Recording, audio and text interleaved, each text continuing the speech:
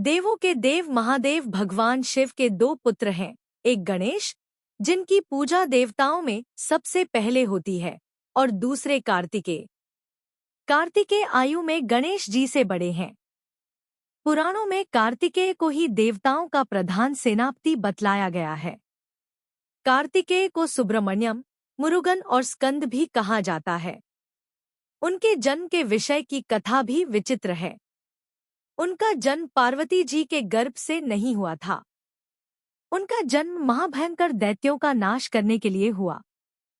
इससे पहले कि हम वीडियो में आगे बढ़े, यदि अभी तक आपने मेरे चैनल को सब्सक्राइब नहीं किया है तो तुरंत सब्सक्राइब कर ले, ताकि आने वाली वीडियो का नोटिफिकेशन सबसे पहले आपको मिलता रहे। स्कंद पुराण में कार्तिकेय जी की पूरी कथा है। दरअसल जब भगवान शिव की पत्नी सती ने आत्मदाह कर लिया था, तब शिवजी भी आपा खो बैठे थे। इससे सृष्टि शक्तिहीन हो गई थी, जिसका असुरों ने फायदा उठाया।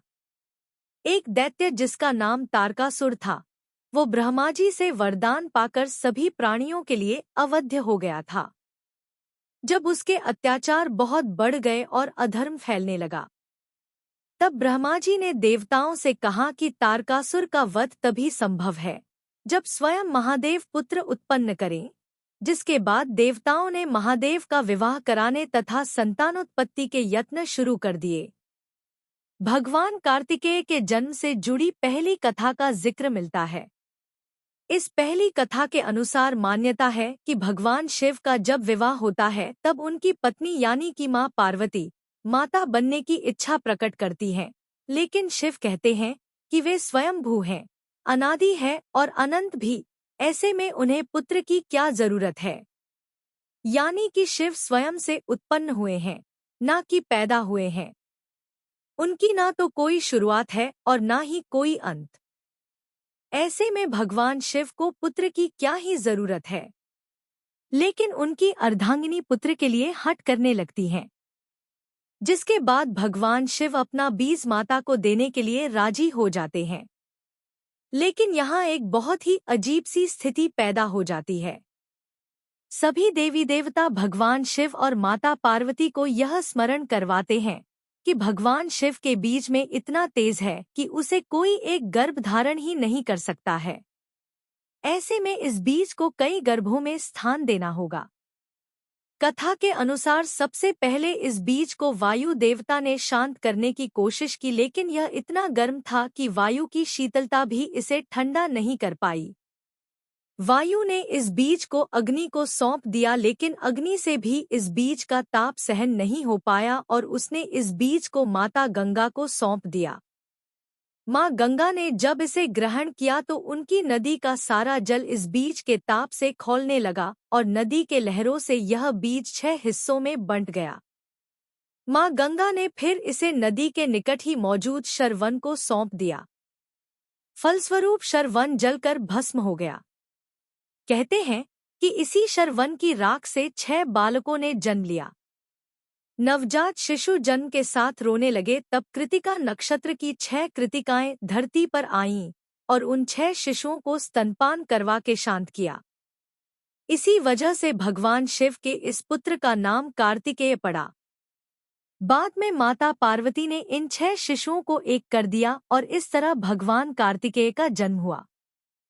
भगवान कार्तिकेय इस वजह से ही बहुत सी जगहों पर 6 मुख के साथ दिखाए जाते हैं।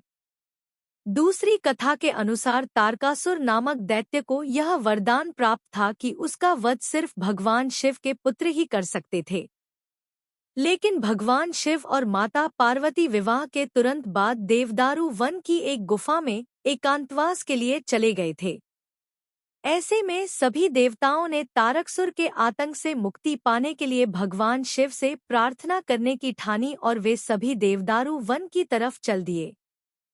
लेकिन वहां पहुंचकर किसी भी देवता में यह साहस उत्पन्न नहीं हो पाया कि वो गुफा में प्रवेश करने का साहस करे। ऐसे में अग्नि देवता ने यह जोखिम उठाया और गुफा में प्रवेश कर कबूतर रूप में भगवान शिव का बीज ग्रहण कर लिया।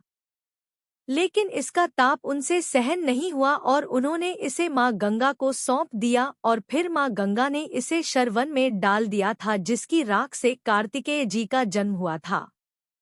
कुल मिलाकर दोनों ही कथाओं से एक ही बात सिद्ध होती है कि भगवान कार्तिकेय के पिता तो एक थे, लेकिन उनकी माताएं कई थी। इसमें कृतिका नक्षत्र की वो 6 कृतिकाएं भी थी जिन्होंने भगवान कार्तिकेय को स्तनपान करवाया। माँ गंगा भी थी, शरवन और अग्नि देव भी थे। अंत में माता पार्वती को तो उनकी माता का दर्जा प्राप्त था ही। कार्तिकेय के जन्म के विषय में सुनकर देवतागण शिवजी की शरण में आए और कहा कि भगवान तारकासुर नामक महाभयंकर दैत्य सृष्टि को नुकसान पहुंचा रहा है और उसने देवताओं को भी जीत लिया है। तब शिव स्वयं तारकासुर का वध करने आए। हालांकि तारकासुर नहीं मरा। तब पिता द्वारा स्मरण करने पर अमित तेजस्वी कार्तिकेय तत्काल युद्ध भूमि में पहुंचे। उनके आते ही दैत्यों में भगदड़ मच गई। तारकासुर उनका बाल भी बाका न कर पाया। तारकासुर वहीं मारा गया। देवताओं के अनुरोध पर कार्तिकेय उत्तरी ध्रुव के प्रदेश उत्तर कुरु के अधिकारी और देवताओं के सेनापति बने। यदि यह वीडियो आपको पसंद आई हो तो आप इस वीडियो को लाइक करें, कमेंट करें और साथ ही अपने इष्ट मित्रों के साथ शेयर भी करें।